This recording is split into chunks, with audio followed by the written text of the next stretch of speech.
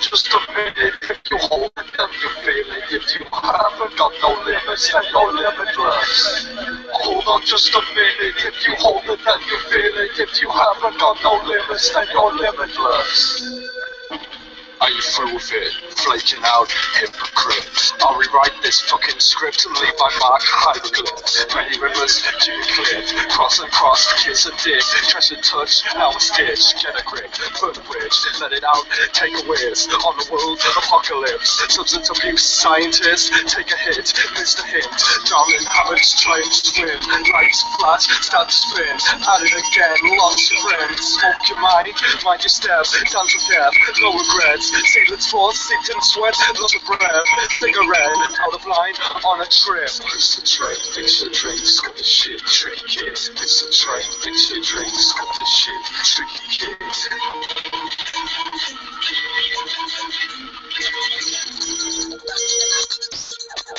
Hold on just a minute. If you hold it, then you feel it. If you haven't got no limits, then you're limitless. Hold on just a minute. If you hold it, then you feel it. If you haven't got no limits, then you're limitless. Spread your wings, sticky skins, wrap it up now, let's begin. That sign the string, 3 months in, march towards the choir sings. Abide with me, die with me, climb aboard and ride the breeze. The empty road and sceneries all around, now stop and breathe. Stop and breathe and stop for real, and give it what you got. Not the first time, not the last. Dig it up just like the past. Shed the mask, have a laugh. We were young and had a blast. Make a splash, took a bath. Now we're old, time goes too fast. It's the train, fix the drinks, cut the shit, tricky kid. It's the train, fix your drinks, cut the shit, tricky kid. It's the train, fix your drinks, cut the shit, tricky kid. It's the train, fix your drinks, cut the shit, tricky kid.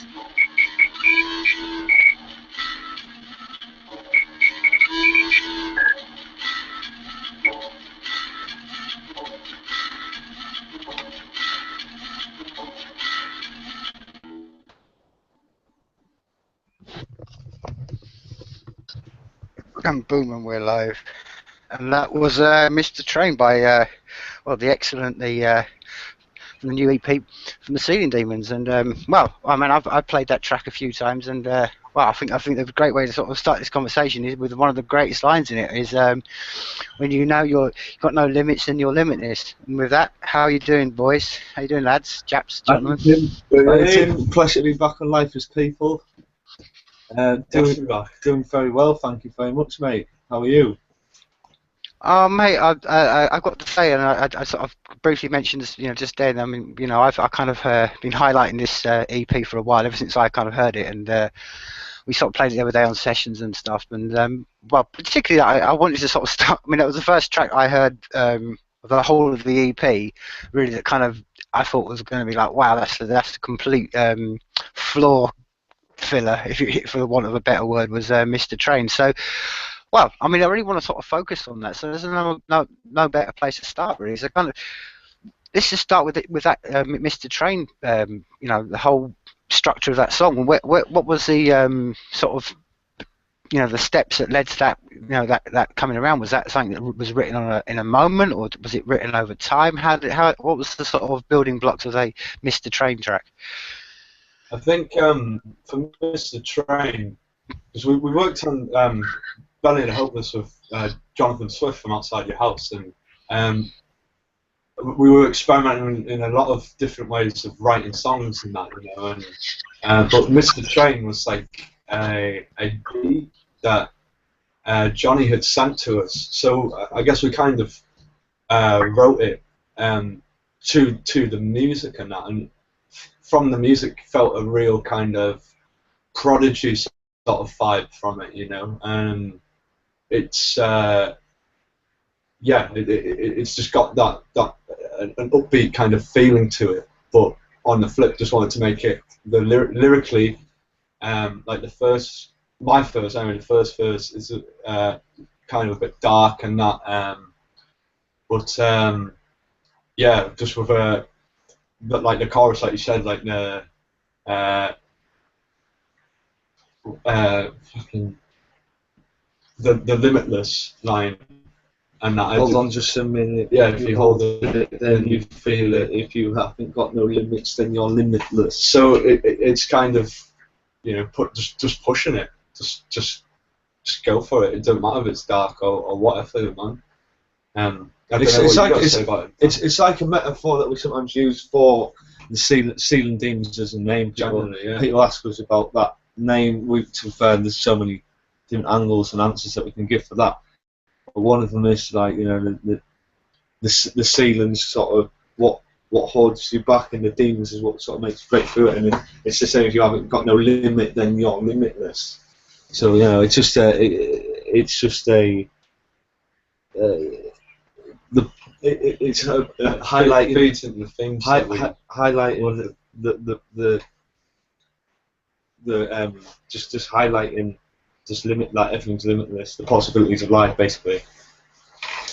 And yeah, it's like you say, it's what we worked on with John Swift, and the production style was very interesting to work with, and yeah, like I think it's the second song we worked on with him. The first being Stones, that was then Mr. Train was the second one, and it really was totally different kind of vibe and beat that we were used to working on, you know. So it was an interesting track to do, and like when Johnny, you know, he had the initial mix that he'd sent us to work on it, right, and then, you know, he'd take it away once we got with him, and he'd totally, you know, rip the earth out of it, and just like, you know, I mean, there's the soul, there's a bit of skeleton, and he built up this tune on that, you know, and yeah, man, like it's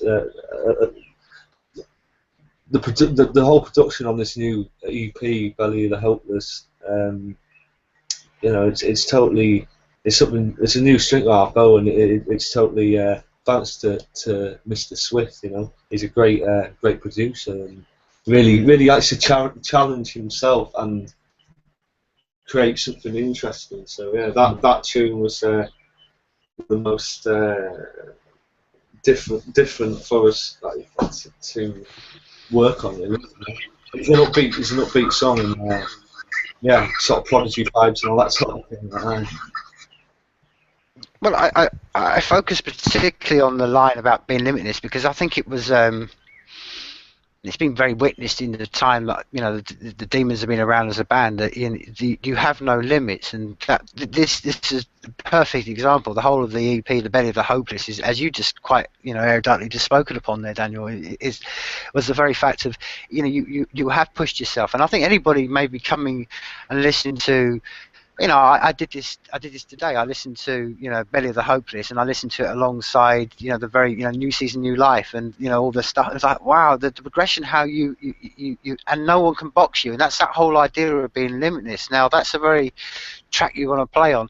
And before we do sort of leave this particular track, there's two sort of points I really want to sort of, you know, really want to get out of you. Was one was about the lyrics. Were they written around the time, or have they been kicking around for a while? And secondly, how did the name Mr. Train come up with? Was there a particular, you know, reason why it was called Mr. Train?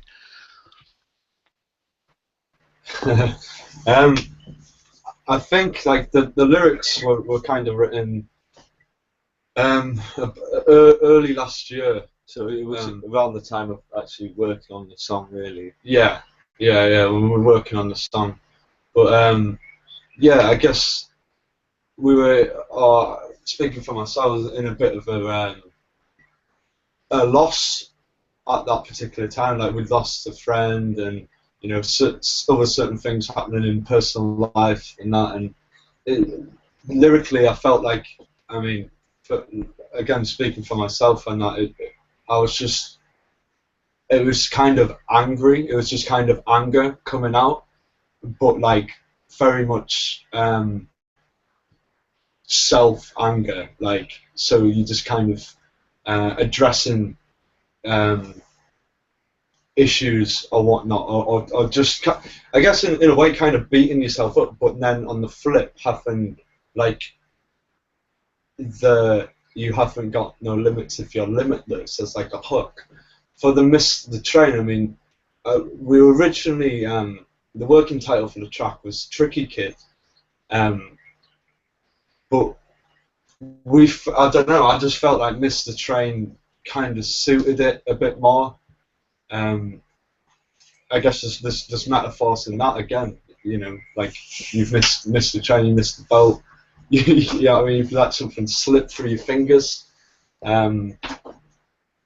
Yeah, I don't know what you can touch on about your lyrics, Dan.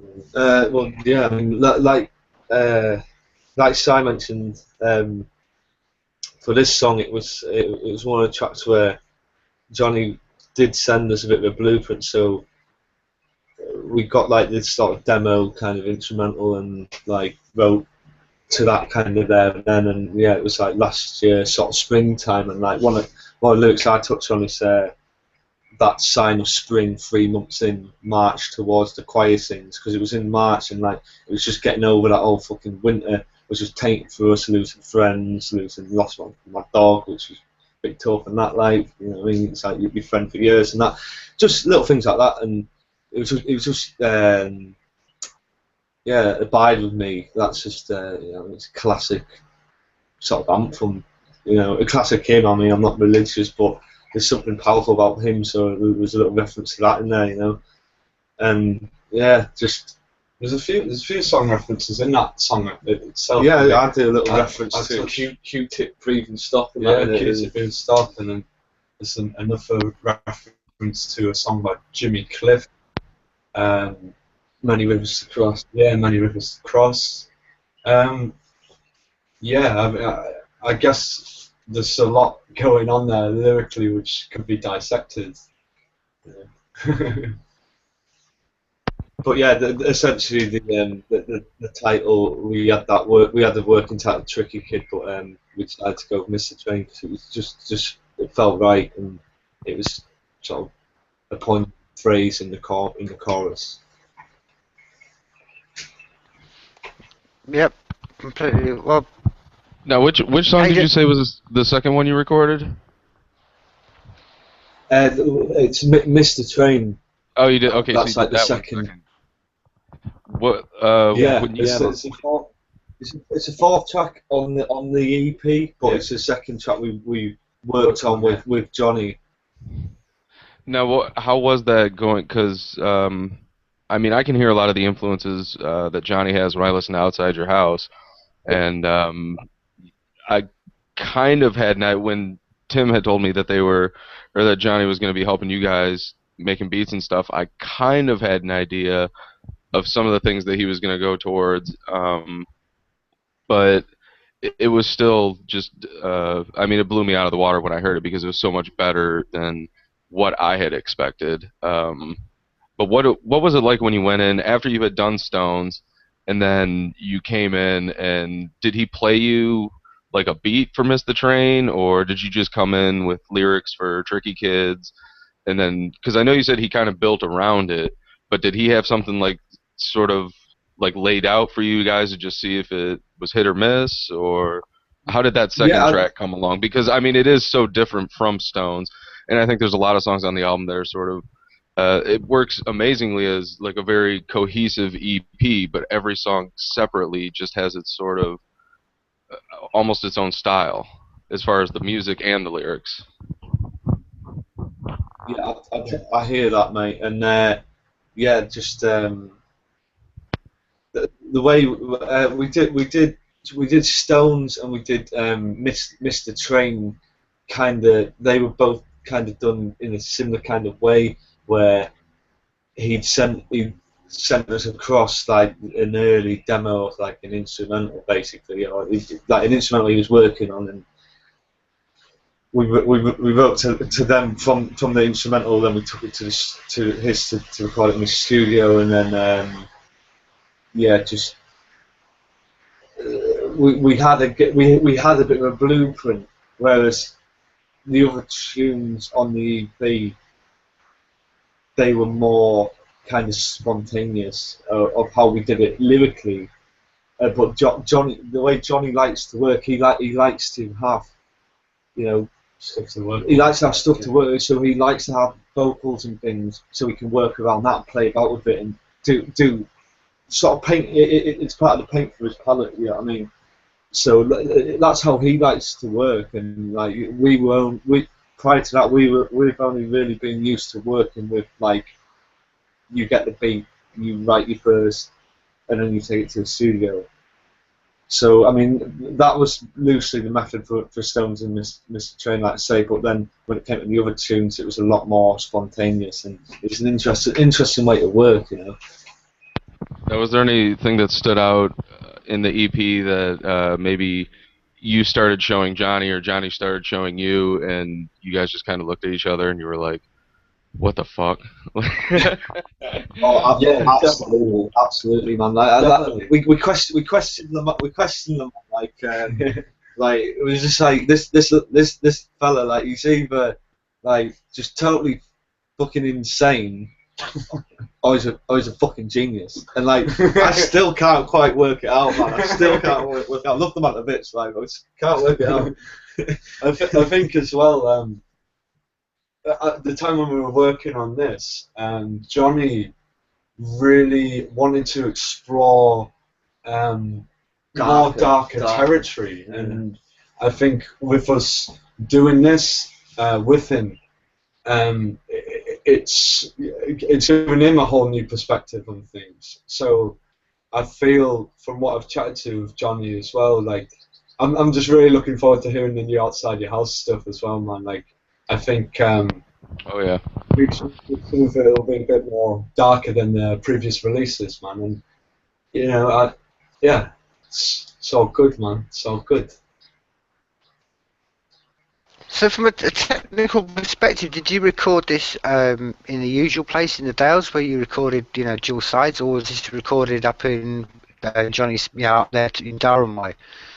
Yeah, man. Yeah, it's in County Durham. Yeah, it was in Durham. Johnny lives just outside of Durham in just like a little tiny small hole, like village and that. And he's got his own. Is that converted into a little bedroom studio? And yeah, it was interesting working with him. I mean, it's a very small and closed space, but I mean that was quite interesting in itself to do your vocals there. And yeah, it was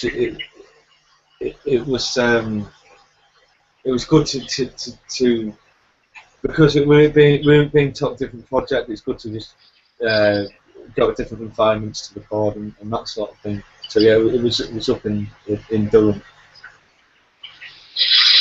Now, obviously, you played. You know, you've gone out and played. You know, a live gig since the release of the EP. Now, I mean, I know it's always difficult to judge this from a perspective of a band. But how did you feel that the tracks went down, especially in relation to what we've been discussing about how you have kind of for some people, they may have been a real shock. Be like, oh, that's a very kind of new direction you're going. I mean, from a perspective of that gig, how did you feel that the crowd, took to the new tracks? I mean, what was your experience of that? Well,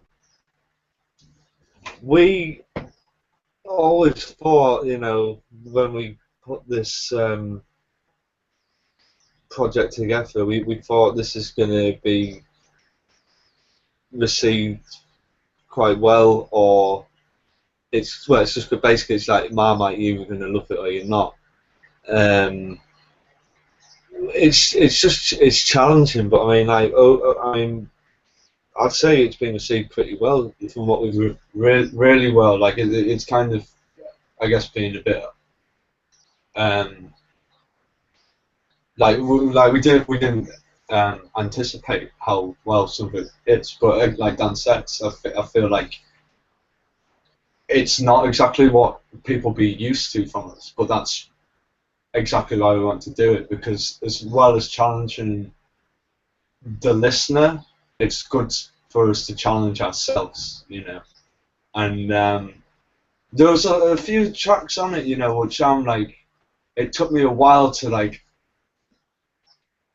really be feeling like I'll be questioning some things at first and that, but at the same time really liking it myself, but feeling, will this translate to an well? So the response we've had from it has been really, really great. Like Louder Than War gave it 9 out of 10, which was amazing for us, and Ian Milk gave it 8 out of 10, and you know, I think they were picking up on the challenging aspects that are in the piece, but also you know, saluting us for that essentially, you know, which we're very grateful for, and Massively humbled. it just, I think this project just really, we haven't got no limits if we're limitless, and it just makes us want to break. There's no barriers, you know. We could make it. To me, it feels like we can make any music under Ceiling Demons, you know, any sort of like genres, or we're not just boxed into kind of like our previous work. You know, I mean, we can explore new territories, and I just think that's good for bands to do, you know. That's one more step towards the closer of my dream. And you know how I feel about it. I've spoken personally with you boys many times about this. You know, the Seeding Demons metal album. That's what I'm waiting for. That old Christmas album. Pipeline boys. Or maybe bring back Traits for that. Man, doing this traits, man. I know. I was going to ask that too. I did sort of. I mean, I think it's very apparent if anybody who has heard your earlier stuff as Traits that there is quite a bit of that going on in the new EP. Is that just who you are, or was that something that you kind of like heard a beat and you were like, you know, we should go back to this style, or is that just something that's always inherent in you and ready to come out? I think it was something that I think Johnny had heard Traits. I seem to recall when we were doing the session, like he was just like, for some of the deliveries we were doing, rather than being like a bit like aggy and a bit more loud and shouty, he'd always be like saying, "Oh, this."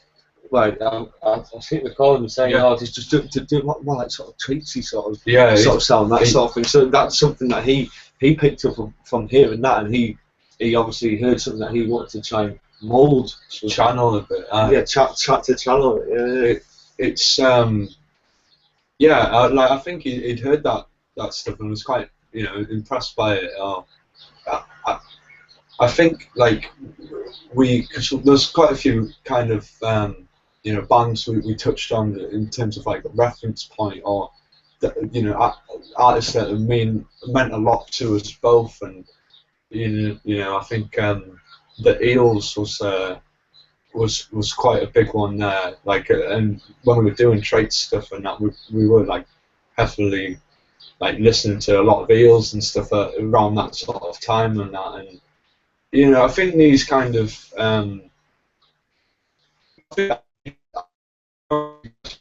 I think he has kind of like drawn it out of us a bit, but I think it is something that's there essentially, and yeah, it's just it was just fun to work with someone so like-minded, you know, and but also like that challenged us, you know.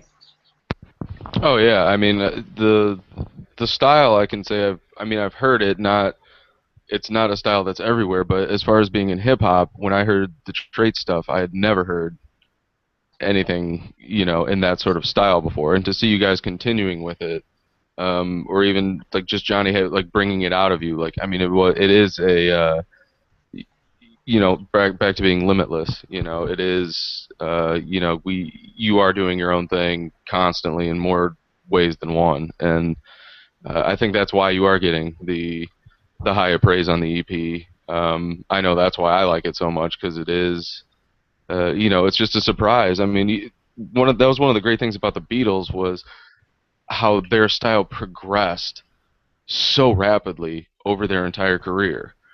And then to see that in hip hop, because I mean, how many people really progress as hip hop artists? I mean, they don't go from, you know, playing, you know, in the suits with the bowl cuts to all of a sudden shaggy hair, mustaches, smoking weed, and you know, hanging hanging out in India. You know, they only did that in a matter of, you know, so many years. But then you look at some people like, I mean, I guess I don't want to like name names, but you know, there are so many prominent hip hop names that have always been this same person, the same person for, you know, 25, 30 plus some years, still making the same songs about the same stuff. And I guess I'll call out Snoop Dogg. That's, I think, like the easiest one I can pull out. Like, dude is like 30 years old, still making songs about like clubs, drinking, and smoking weed, and like, I mean, that's cool and all, but to me, that's not what we do things. We're not, you know, we're artists. We're looking for answers that we will never find, and we're constantly trying to build these things that are better than ourselves, or bigger than ourselves, or bigger than our egos and our ideas of ourselves. And yeah, so like I said, just to see that in the EP and to see, you know, you guys still pushing limits, and even when, you know, I hear Johnny's coming on, and I'm like, okay, well, I guess I can kind of expect this sort of thing, but at the same time, like, I can't expect that because, I mean, Johnny's production is so original and off the wall, and you know, you don't know what beat's gonna come on next, you don't know what style's gonna come on next, and then same thing with you guys. I don't know what you're gonna be talking about next. Whereas other people, Snoop Dogg comes out with a song, I know what that song's about. It's yeah. Yeah. Man, nice one, like Ryan. Man. Yeah, man.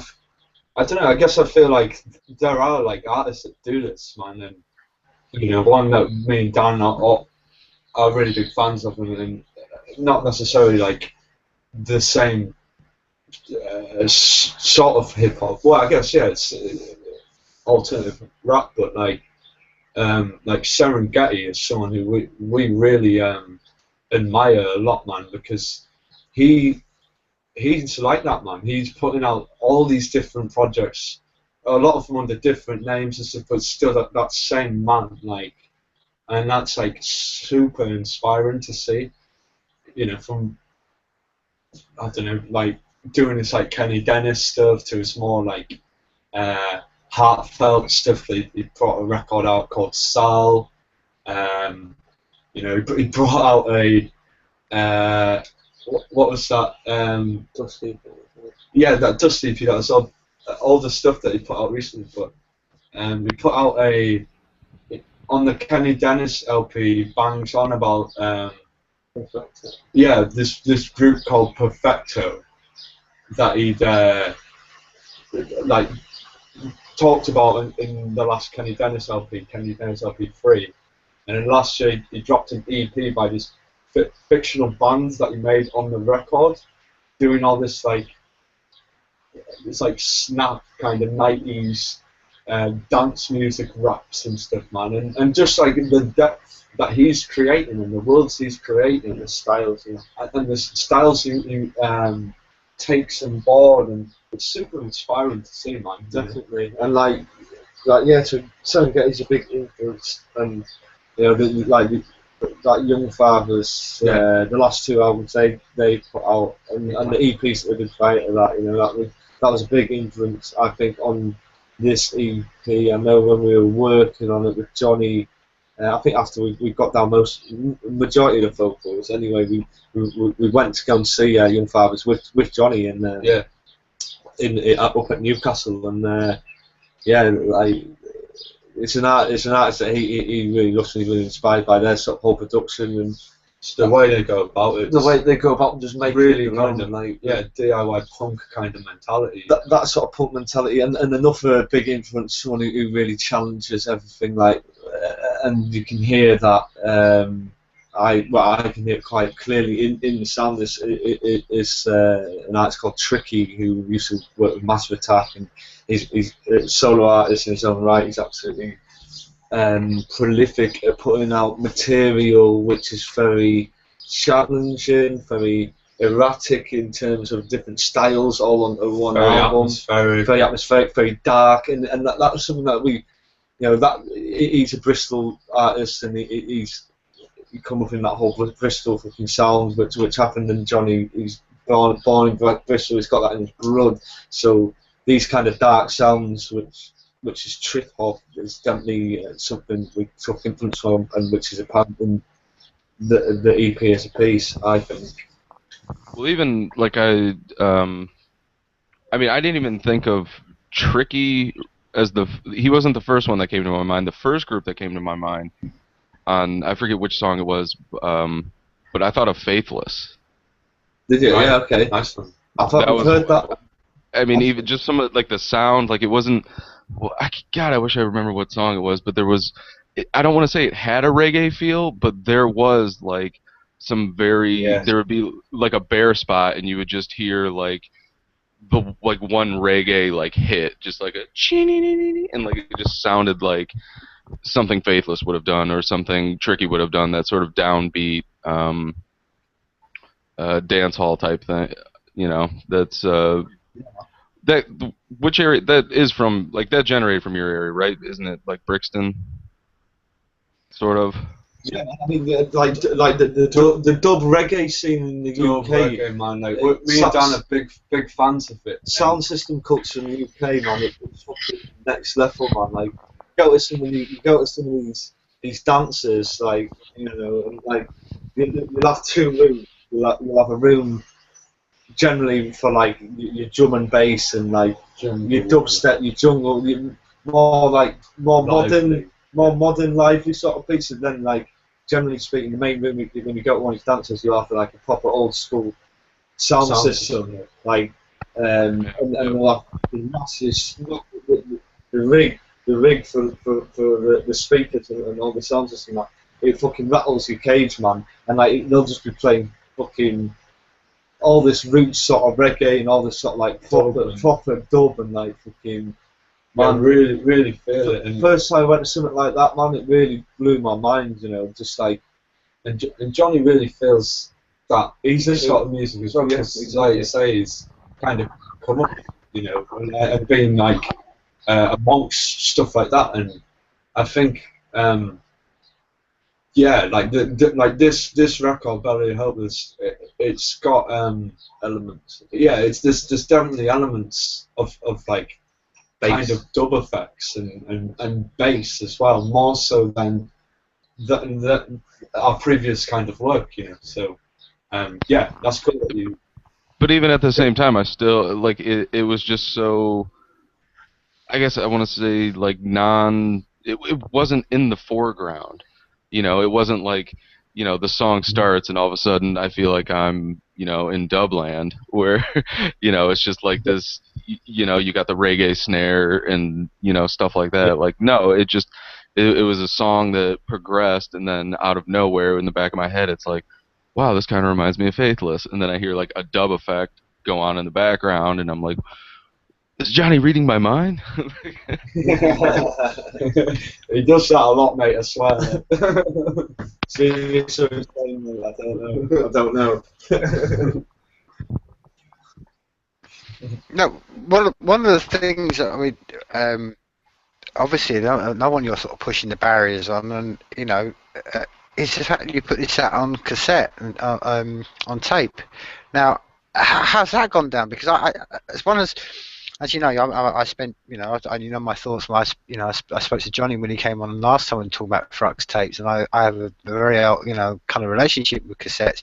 But I suddenly thought this the other day. I thought, it's great having them and I love them, but I wonder how many people have still got cassette machines. So how's that gone down? You know, the cassettes and just generally, because I know there was and it's kind of well publicised. There's the record day, but there's also the cassette day. So I mean, both of those ones, how's the experience of cassettes gone down?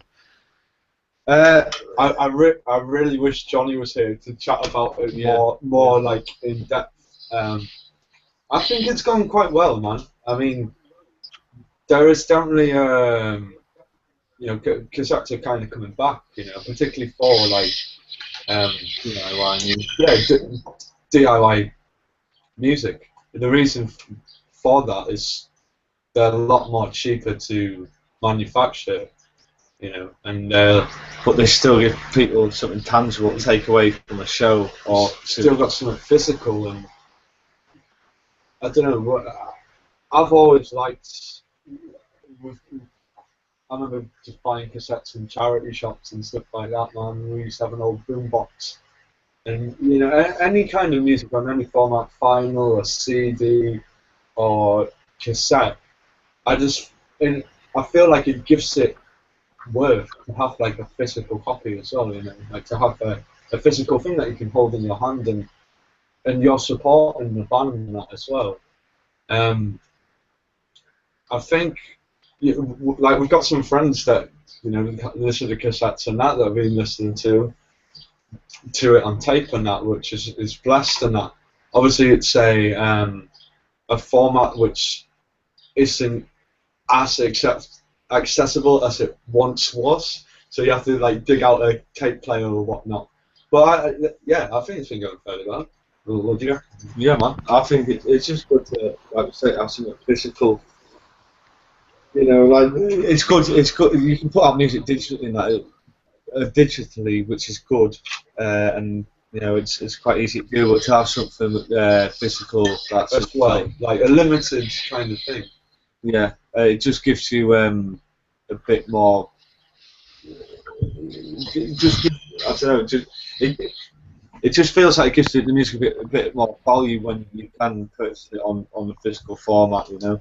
And yeah, just the whole sort of tape thing. Yeah, it's good. I mean, before Johnny fully made Frux Tapes, you know, he was toying the idea of it's vinyls and CDs and the record label, what you deal with. But I mean, the cost for these things are a bit phenomenal, and we planted the idea about tapes in his head because it's coming back with a lot of these DIY punk scenes, which he's quite involved with as well. So I think he just saw a lot of potential in it. You now have Cassette Store Day, which is something which has taken off over the last few years, which is taking a leaf out of Record Store Day. Yeah, it's something which is getting bigger and bigger. I'd like to hope it will continue for a long time to come. But yeah, it's just good. It's good for artists, you know, just to have something that can sell it.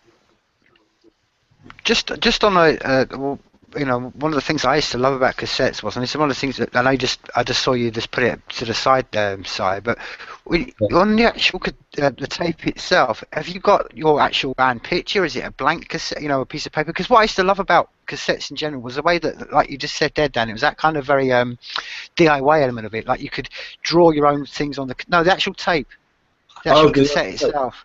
So it's a white cassette. It's just blank. It just says Frux 003. Okay. So this is one of the joys we used to have. I used to love about cassettes. See, we back in the day would get a gold pen, or you'd start writing on that and drawing on that. And the other one as well. It's a very technical, very sort of almost geeky question here, but on the actual cassette itself, has it got the element where you can put the this is an old trick we used to do, that if you broke on the very top of the tape, you'll see two little indents, and if you break them, that's where the top side, the bottom side, the other side. Which side? Flip it. That's it. Yeah. So the two either ends is the indents, and if you go if you snap the little bit of plastic off, it means it can never be recorded over. That was one of the little tricks I used to learn. So if you basically snap that on, it can be because the things with cassette recorders, it can be so easy to record over them. Yeah. But it also meant was because when you used to buy official CDs, the little thing would already be snapped. So this is a very punk thing we used to do back in the day. People would buy cassettes, put sellotape over it, then sample that piece of music when you used to do, you know, cassette to cassette, and that's how these people they would have run the earliest samples I used to know. And it wasn't really hip hop; it was more guitar bands. But they would nick a riff, then they would, you know, put some stuff over it. So this is the opening up. I'm so fascinated that you lot are flying. The Demons are flying the flag for the cassettes again, because I think it's it is the most accessible in-hand form, and I love CDs and all. I remember I've been around when CDs came around, and I saw everybody get great CDs, but then there was something soulless about a CD, and that's what I love about cassettes. So I think it's great that you're bringing it back, and if it means that more people are going to go out there and dig out cassettes and dig out tape players, all the power for it. Because as I said, one of the things that's really good about it, and the other one I was interested in, have you written out the lyrics inside the actual sleeves, or is it just just what's inside the actual sleeve of the cassette paper?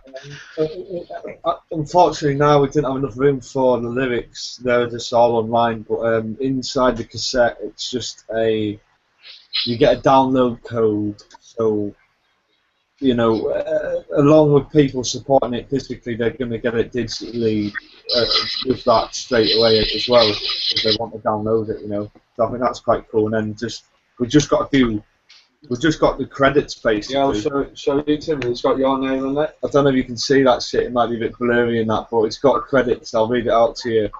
Words by Sealand Demons. Music and production by Jonathan Swift. Mastered by Faithful Johannes. Artwork by Tim Cooper.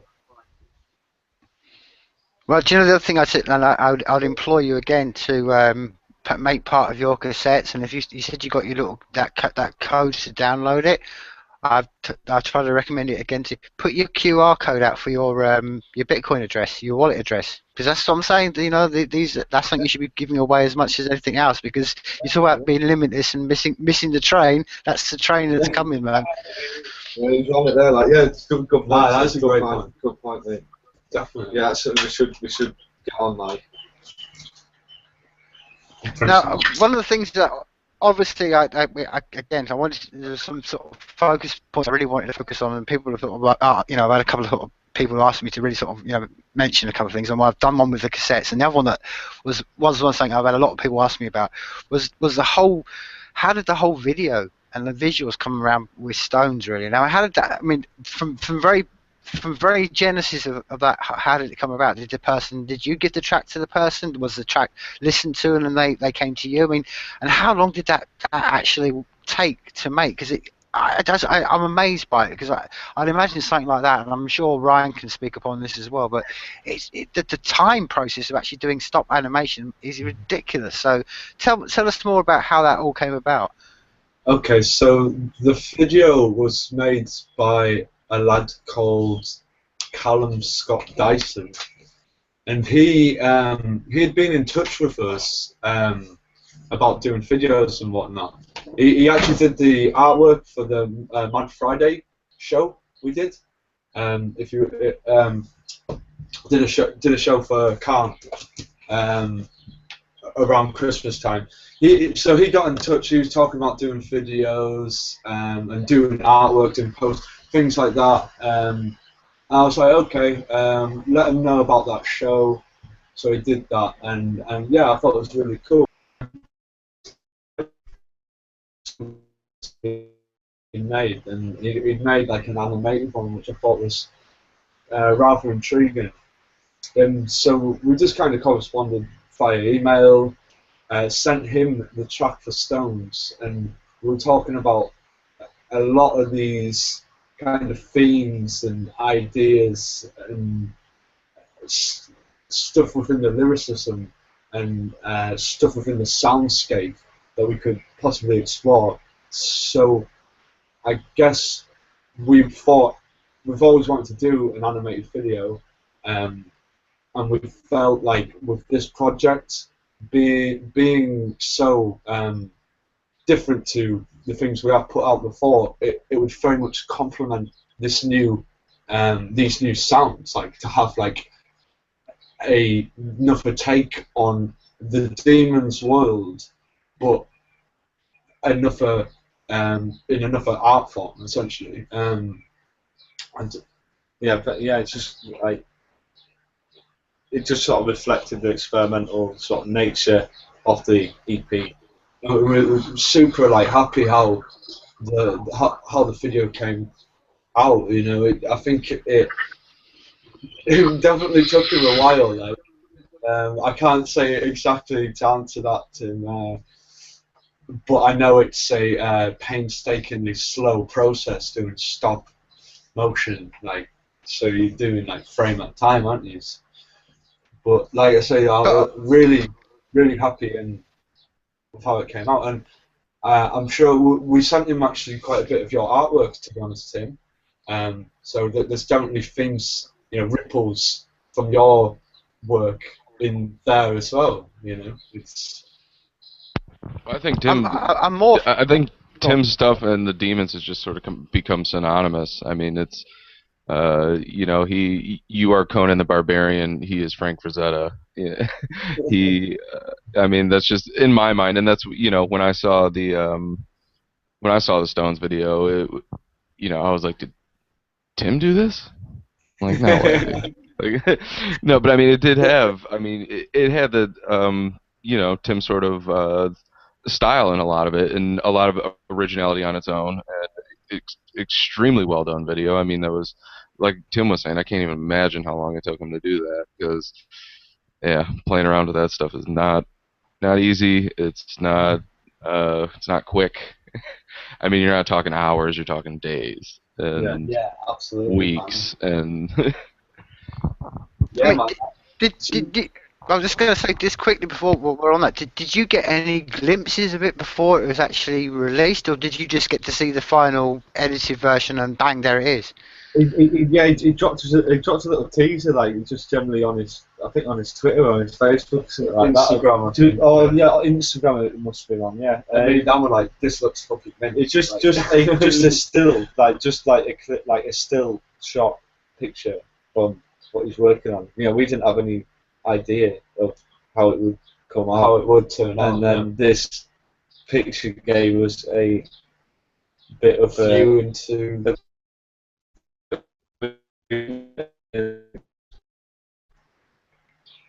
We were very, very excited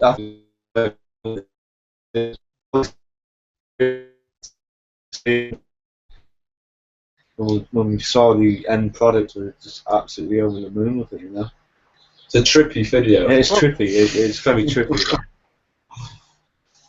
Well, I mean, while we're on it, I mean, where can people find out? Where can people reach out to him, find his work? I mean, and again, what stage is he in his sort of path along the journey? Is he at college? I mean, where can people go out and support him? Because I think he needs as much highlighting as possible, because for that is an immense piece of work, and I don't care if it's his 15th piece of work or his 100th piece of work. I was just blown away by it, so I think all the praise is due to him. So yeah, please highlight him. Tell him where people can reach out and find him. Yeah, he seems like quite a young kind of fella, really, and so I don't know if he's at uni or what. I sort of get the impression he's at uni or something.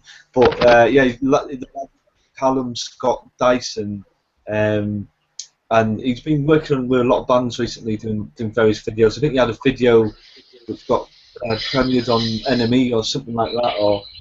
I've seen he's been working with quite a few different bands. He's not limited to a certain sound or anything like that. He'll work with anyone.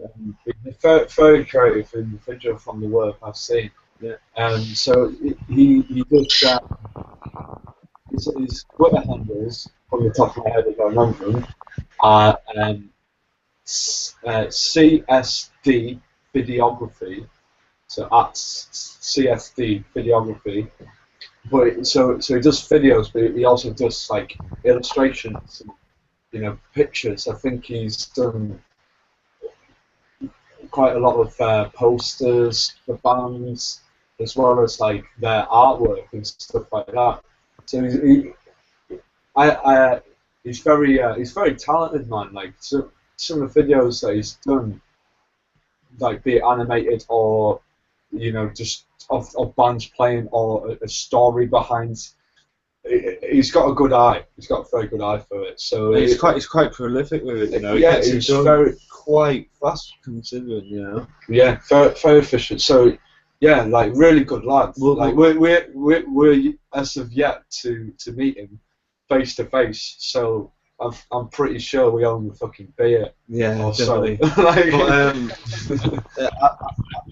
I'd say he'd be an interesting guy to get on Life as People. To be honest, like a lot of stuff he's been working on at the minute and things like that. We can send you a link to his website and stuff if you want to check out any more or chase it up, I'll put a link into the video description after this goes out. Well, I just think Well, I think it's just really real quick. Go on. Real quick, I found him on Twitter. It's at CSD Videography. He also has a blog, which is csdvideography.com. Yeah. And so, yeah, he definitely has some really cool pictures on the Twitter. And I'm sure there's more. I'm gonna have to go in a little bit later and check that out. But I'm sorry. Continue, Tim. No, I was just saying. I think it's really inspiring to know that I mean, you just sort of lingered upon it there. You know, when you just mentioned about. I mean, one thing about the Demons, particularly about your music. That's why I've always been inspired, and that's why you know it draws so much out of me creatively, because you paint so many vivid pictures with your music and your feel of what you do in the lyrics and everything, and it's very easy to draw that out as a creative person. And it's like you say, this is one of the things that, I mean, when we strip about what we're all doing, and you know, beyond all the conversations, I mean, the reason we all create here, we've got a filmmaker, we've got, you know, musicians, a beat maker, and we've got myself. We're all generally creative people, and the reason we're doing that is to basically draw these elements out of us as a species on this planet. And I think it's really good to highlight these things, because I think the only way that we can ever really do everything, and I know it's something that you speak upon, and it sort of comes out again in some of the lyrics in the Belly of the Hopeless, is that it's that empowerment of the self, and then, you know, and building up networks and connections between human beings. And the only way we can do that is if when we highlight that and talk about that. And I just think it's really good, because I mean, as I said before, I think all the time that we can highlight the creative people out there, then we can highlight it, and then we can reward it, and that is the element of, like I say, well, we're all creative, because we're all doing this to have that expression. And I think it's, you know, with what Callum's done and what I do and what I'm speaking upon is that this is what I've always said, that, you know, music that does inspire art, creation does inspire creation. That's why I think it's really important all the time to highlight people who are inspired by this, and because it sends out a really good signal, I think, and just in our own way, and it's very powerful. It sends out signals to people around us like, wow, there is a future in being involved in creativity. And that's why I love about the Demons particularly. You don't just stick with like one form of music. This is like the generally this conversation. You haven't stuck with one form of music. You jump from CDs to do it online, to doing cassettes. You haven't just stuck with just one video, you know, making the same videos over and over again. And this is what's really important, because this is how you, in your ways, is kind of almost generally, I know, for want of a better word, the philosophy of the Demons is that whole thing about collecting and connecting people, and it's a very powerful form what you do, and I think it's really good. That's why I always highlight you boys particularly, because I think you're a very shining example of where this whole scene, in particular, as I see it around, and not just the UK, I think around the world, is where it's that one of helping and connecting and building each other up. And I think it's something that you particularly have done, again, a shining example with the Belly of the Hopeless, because you just jumped out and you've, you know, highlighted other people, and it's something that we've seen. I mean, I'm you know, in the space of knowing you, I've seen how much outside your houses have risen. I've seen how much things have progressed, and bands around, and you know, terrorists and fold. There's so much going on, and it's so inspiring at the moment. And I just think that's why I think it's always good to highlight people. And I always try to point my way towards people who are creative, because that's what we're saying before. Well, that's why we're having this conversation. That's why we are what we're doing, and we do what we do, because I think it's, especially in, you know, it's like you said, what you kind of speak upon in the Belly of the Hopeless is that, you know, it's very easy to look around the world and see it's very hopeless at the moment. And that's why we need to highlight creative people who get inspired by it. And as I said before, you guys are very easy to become inspired by, because you paint very, very lyrical paintings in your words. So Thank you very much. Right on, Tim. Thank you very much, mate. It's channeling the inner demons, and, you know, trying to create something. And like you say, art inspires art along the way. So we have our we are all inspired by the things we love, the arts we love, and that comes out and that ripples, and you know, that's just the law of it, man. That's just the law of it. But yeah, man, I really appreciate that, like Tim. So what's your favourite track on the EP? Well, I have a particular, and I don't particularly want to speak about it overly too much, but I have a particular love for Stones. I mean, that was the track that inspired the image I did, and Yeah, I mean, you spoke about it, Dan. And I don't want to overly speak about it, but there was the whole. I think Stones particularly. I mean, if I'm to be honest, because it's one of those tracks that if I live to be 65 or I live to be 85, that'll be one I'll always remember where the moment was in time. Like you said, you were speaking upon it earlier on, Dan. You know, it was that time of year. It was around March. There were things going on, and that image again. I mean, it plays upon that image. That image came up solely on the events of circumstances that were going around, and that's why particularly Stones. And it's just a very powerful tune. It's just a very powerful. It was just like, to me, especially being the age I did, and I do remember sort of trip hop first time round. It was just like, whoa, here we go. So yeah, Stones for me particularly. That's my. I mean, I'll bounce it over to Ryan. What's your favourite track, Ryan? I think Sundays. Sundays is a really good track. Let's just come on. No, I mean, it just starts out great. The beat's great. The again, it plays on what I was saying earlier about the like sort of downbeat dance hall type style, and yeah, that what is it? It's like like a wood flute. Is that a wood flute that plays in the beginning? I don't know if anybody knows, but You're on about. I could sing it now, but it wouldn't sound quite the same. But I know what you're on about. yeah, I mean, it's I've heard it before, and I don't want to say it's a prominent instrument in that style, but it is one that you do hear more than once, and it's a great instrument that doesn't get enough attention. But no, the beat was great, and then the way you guys did it was I feel like that one was kind of a really outside your house sort of influenced one, because it was more loungy, and I don't know. Yeah, again, like you could feel when he said that Johnny was trying to take it darker, like it did kind of feel like a little like darker than outside your house. But then I guess, you know, Ceiling Demons mixed with that, you're gonna get a darker version of that. But no, so I really like Sundays. What was the line you said in the chorus? So, kill the swagger. Stigmata, take my dagger, cut my throat, and kill the swagger. There you Curse go. the strange and yeah, can the man defeat the monstrous? Basically, it's about depression. And the way you did it was just kind of like I don't know. It kind of felt like a lounge in hell of not necessarily like the whole pain and torture aspect of hell, but if you were already one of the demons who was there and you're just kind of walking around in your free time. Yeah, I like that one. Nice one.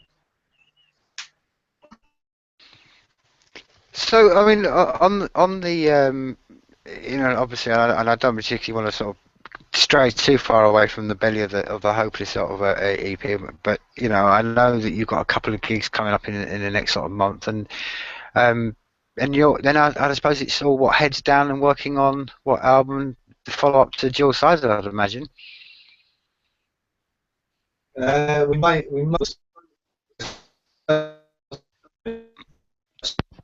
something nothing. I mean, yeah, we are working on like a full LP at the minute. It might be a mixtape, it might be an LP, but we think it might take a bit of time to get that fully together. But in the meantime, we might try and sneak something else out if we can. We'll see. But I'll keep you posted about that. But yeah, the gigs. Yeah, man, we've just got a couple of gigs coming up.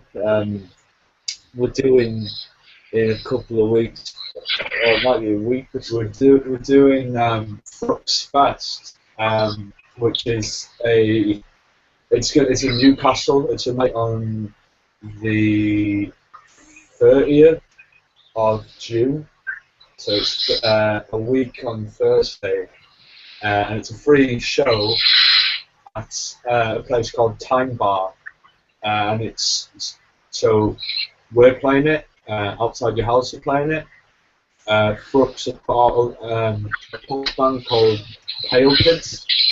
They're playing it, and it's also the EP launch for Frux 004, an all-girl group from Newcastle called Tough Tits. So they're putting out the next release on Frux then, and it's the launch show. Yeah, super excited about it. And then after that, we're doing a gig in Richmond. Check out the artwork, man. Henry did it. Yeah, I saw, man.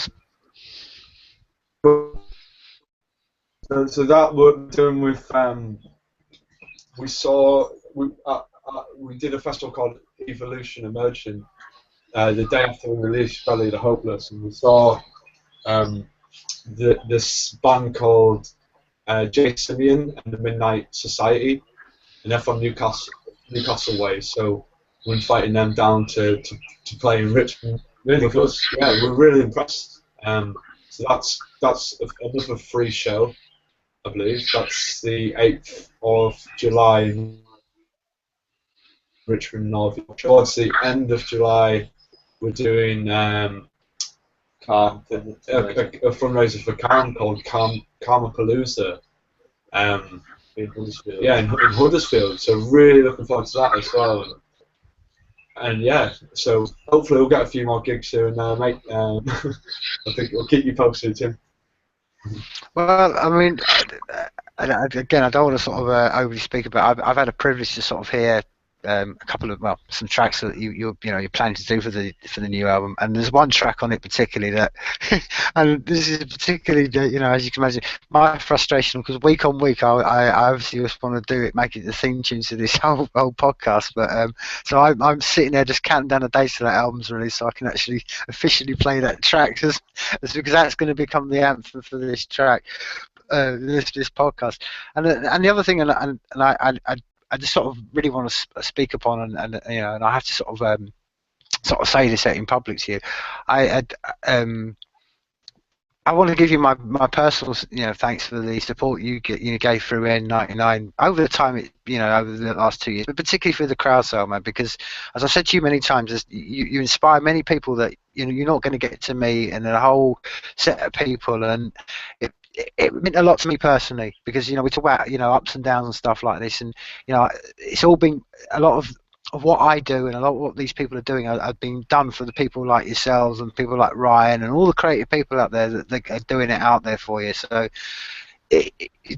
just want to say that those two things alone, I mean, like I said, I can't wait for the album to come out because of a certain couple of tracks, and again, thank you for it was because I think not particularly my own personal thing above that, but it's also one of the really powerful voices you have, and this is why I think it's really powerful to get these people like yourself, and more bands need to be doing it, to be honest, is letting people out there know what the barriers are, and what so that, for instance, your just your little endorsement, that it meant so much, because people were like, wow, actually this is what it means for a band, because it's all right, someone the usual people talking about, so that's what I'm saying. I just think keep at it, and keep up what you're doing, because I say this to you a lot of times, and I think it's one of the things that I had. We all knew you were coming on. I posted this on the the forums and stuff like that. People were saying to me, just let them know how much they really are an inspiration to a lot of people, and and I have to say that, and just pass the love on, because there is a lot of love out there for you boys. There really is. There's a lot of love out there for the Demons. Thanks very much, man, and I mean, nothing but love and blessings to anyone and everyone who's feeling it, listening, or whatever, and people doing their own thing. I mean, what you're working on, in particular, Tim, like with the whole Network 99, it's very inspiring, and anything we can do to kind of help raise that flag and that, like we're happy, and, I mean, we're blessed to be able to support you with that, and You know, it all looks like it's going great. I mean, the crowd fund like that looks phenomenal, mate. So, massive congratulations and big up to you and everyone involved in all the community in funding it and in the community around that. You know, it's super inspiring to see people connected in this way and putting their faith and trust into these new platforms which are being developed. Yeah, and I think that's the general. The thing I would agree with you completely. I concur with you 100% there, Dan, because I think that the thing that was really inspiring to me was like, wow, there really is, because you know what the world's like, man. Let's just get real about this conversation. The world's full of those who talk a lot and they sit there and go and they talk about this and talk about that. But when you actually see real, actual people putting something that's tangible down on the table and showing how much they actually want this to do, and you think, wow, this is, we really are entering a new paradigm, and it's not just a few of us are sitting around there talking anymore. And this is actually starting to happen, and it's, to me, that's what's inspiring, because I'm thinking, I've been on this planet for enough times and had enough people talking, and now I feel tangibly we're actually at the point where things are actually getting built, and I think it's already good, and that's what I've said before. Whether it's going to happen this year or next year, there's a new paradigm that's just going to burst through, and it excites me so much because, there's some of the music coming through, some of the arts that's going to come through. It's just going to change everything from the world we live in to the world that we are to the world that's going to happen. And as I said before, that's what's really inspiring, because there are people out now who have, who are seeing this potential, and it's like anything else. It's like everything else. It's like the essence of being in the band, like you are in the Demons, or what Ryan has done with films, or what I do in my artwork. It's all about a lot of it, and the greatest power is that word of mouth thing. That's what we've all been speaking on tonight. This is what I think really sort of powerful element of what the Demons talk about, and I think it's with the synergy where we all are, is that people, you for instance, as a band, you could spend how much on getting an agent and a manager, and they would spend, PR this and PR that, and get you to do this, that, and the other.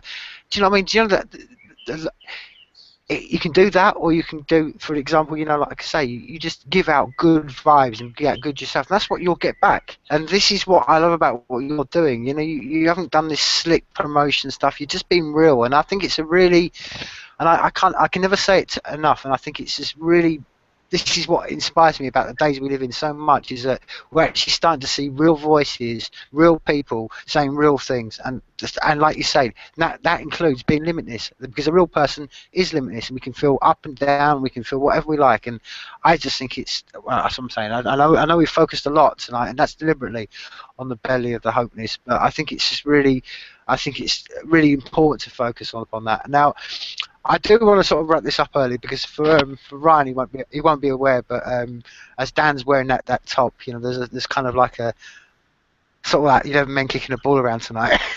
so we I don't even think we can compete with that. So, well, I wanted to.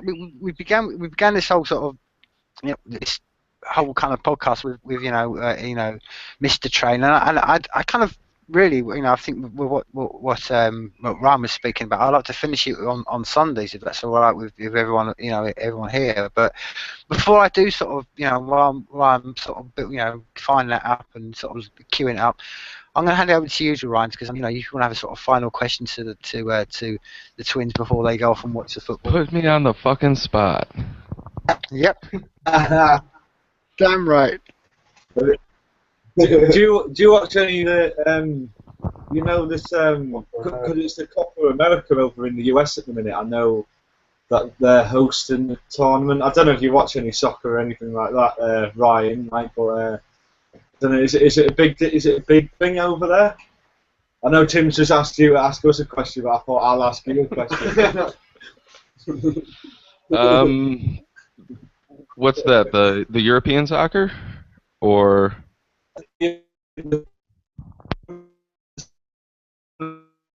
Tournament as what's going on in Europe, but with all the American nations, I think America are hosting the competition at the moment. I think it's going on at the moment. So I was just wondering, is it a big deal out there, or do people not really take much notice unless they're specifically into that sort of sport or whatever? I mean, really, it's just a matter of if they like soccer or not. If they like soccer, then they probably know about it. Um, I don't really follow. I really don't follow any teams or any sports in general. But like, if people are watching them, I watch them. I am knowledgeable in sports, just not up to date with it. Yeah. But Well, cool. no, I would say on the whole, probably no. But I mean, like I said, if people know about soccer, then that's what they're doing. I mean, I don't really know any Americans that follow soccer and follow American soccer. So. Yeah. Well, just on this one, and I'd recommend maybe if you haven't seen it, and I think I have. I don't know if I've sent it to you both privately, but again, I recommend you put it on. Go and put into YouTube Argentina Copa America pre their advert for it. It's brilliant, mate. Right, and even your because the whole sort of play of the advert is you've got. They've taken clips. This is an Argentinian state broadcaster. So they've taken clips from Trump saying, we don't know where they're coming from. They're flooding over the walls, and you just see clips of Argentinian fans flooding into the country. These Latinos, they aren't soft, and it's a real play on words. You just get Trump saying all this, and then man, I'd recommend it. I'll send it out tonight. But for even you, Ryan, would love that one, man. Nice one. That's something. The mad for it in South America, probably equal, if not more so than the European nations. You know? I mean, I know you lived out there, Tim, so you're well aware of their sort of fanaticism about the sport over there, like. But that sounds really interesting. That promo video, I'll have to have a watch for that one. Sounds funny. Well, I mean, just on that one, Dan, and I think before we do bore the socks off Ryan without talks about football, but it's because they're not world champions, man. They only like sports where they become world champions. You know, baseball where they're world champions are Americans and it's only played in America. Basketball only played in America. You know, they don't American football only in America. They don't like anything that I mean, it's really bizarre when you actually think about it. There's this one sport that the whole world gets, and but America doesn't. It's really strange. Even the Chinese and the Indians and everyone gets it, apart from the Americans. It is getting bigger though in the US. Like I believe, like you see quite a lot of big European stars. Like Steven Gerrard went over there. I think Patrick Vieira's managing a New York club at the minute or something like that. So you start to get these names sort of making the transition over the Atlantic, and I think that can only be good to raise the profile of it, man. Like, I mean, the international side, the USA, they're a good team, like, and I think the leagues, I think they are investing a bit in the league, so it could become bigger and bigger over there, man. But yeah, I do know what you mean, though. It's a funny sport, man. It's a funny sport. Like, you watch the World Cup and you see how mental people go about it. I mean, it's similar for the Euros at the moment in Europe and that, but everyone's just getting well into it, and yeah, man, it's just mental. Well, yeah, look at some of the stuff that happens on just like even maybe just like just a random game, but it's like a rivalry. And look at the shit that happens like before and after it, and then like look over here what happens when they just went into Game 7 and Cleveland won it in basketball, and like there weren't that many fights, there was nothing. I mean, so as far as being fans of sports, I mean, yeah, Americans aren't real fans of sports, because come on. They would have burned down Cleveland last night if they were real fans. But that's again. I mean, and I don't want to go down this rabbit hole. But I mean, just to finish that conversation off, I think the generalisation there, Ryan. That's one of the big differences.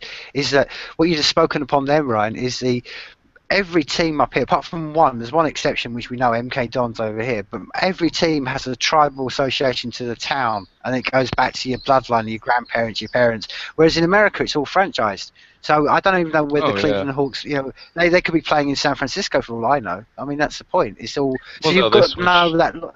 That's what I'm saying. They switch teams. The players switch teams. They don't really. I mean, I was being serious in what I said. Like, it's just, yeah. To me, it's.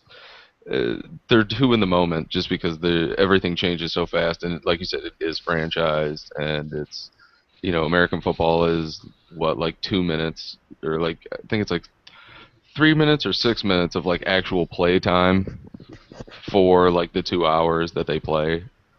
Because literally the plays they call hike and it's over quick.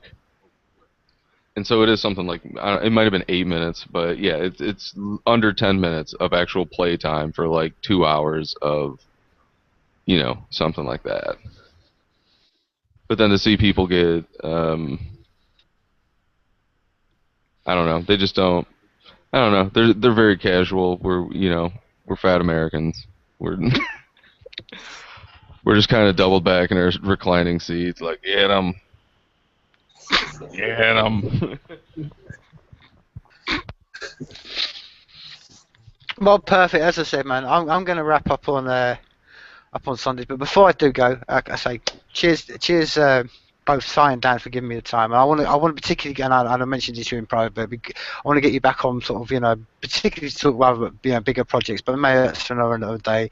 Again, Ryan, it's my times with you are always insightful and fascinating conversations, my brother. So it's good to sort of see you. And every time I'm seeing you, dude, that beard is just growing out. It's becoming an epic piece of sculpture on your face, my brother.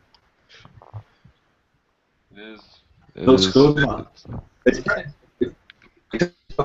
for you lads as well. Yeah, it's been a while. Yeah, and it's awesome to hear how much you feel in the EP, and yeah, man, just a bit of a catch up on that, man. Yeah.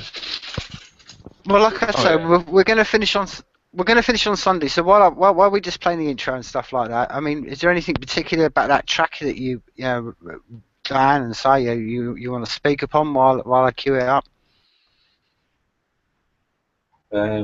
It is, yeah. The chorus is touching on a lot of depression issues.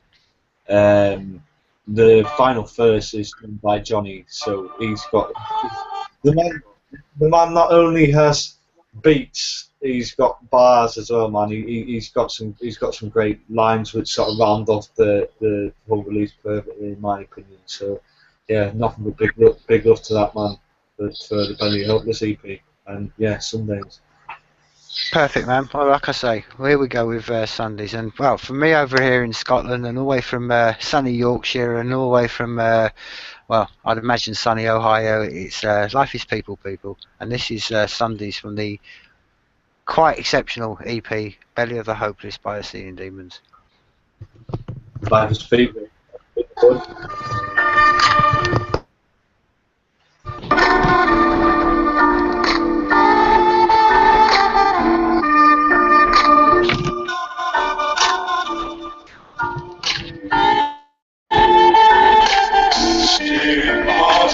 Take my dagger, cause my throat and kill the swagger, cause the strange in us become the dangerous kind of man. Defeat the monstrous stigmata. Take my dagger, cause my throat and kill the swagger, cause the strange in us become the dangerous kind of man. Defeat the monstrous. Go ahead and open the pictures, unzip the folder. Self-absorbed climates feel the moisture sinking under your airways. Anger, thicker and darker. My vision delivers inside coffin upstage. Fridays might be the night if you can only realize that the tension is undressing, and learn these lessons. Relieve the seized questions. Sleepless nights in the movie, the credits roll and the room is empty. Sleepless nights in the movie, living at my moods and they consume me. I'm mistaken identities, tragedy without the subtleties or artistic integrities. Answers are lonely and gritty, gloomy like my moods and they consume me. Sleepless nights, end the movie, the credits roll and the room is empty. Sleepless nights, end the movie, the credits roll and the room is empty. Sunday is through. My hours are slumbering.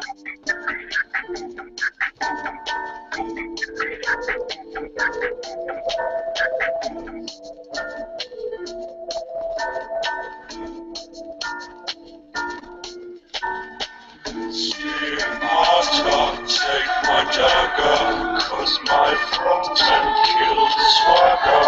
Curse the stranger, not become the dangerous kind of man. Defeat the monstrous stigmata.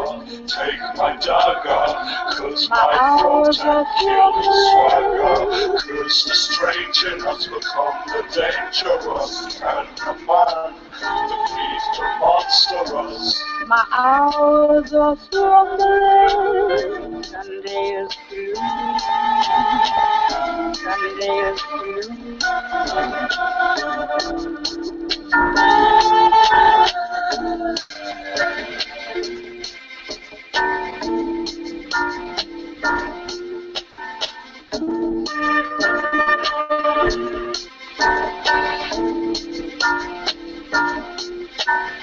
I'm aimless, and I'm floating on the waves.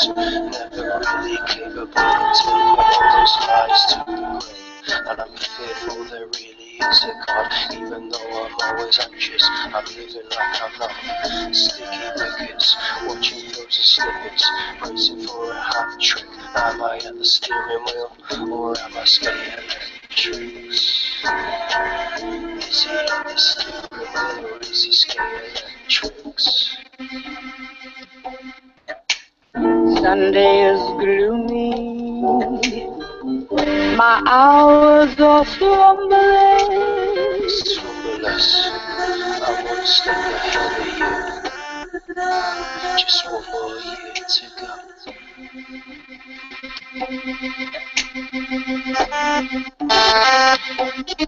I've been touched by a king. I whisper to the wind. It's hard to be happy when your heart is made of tin.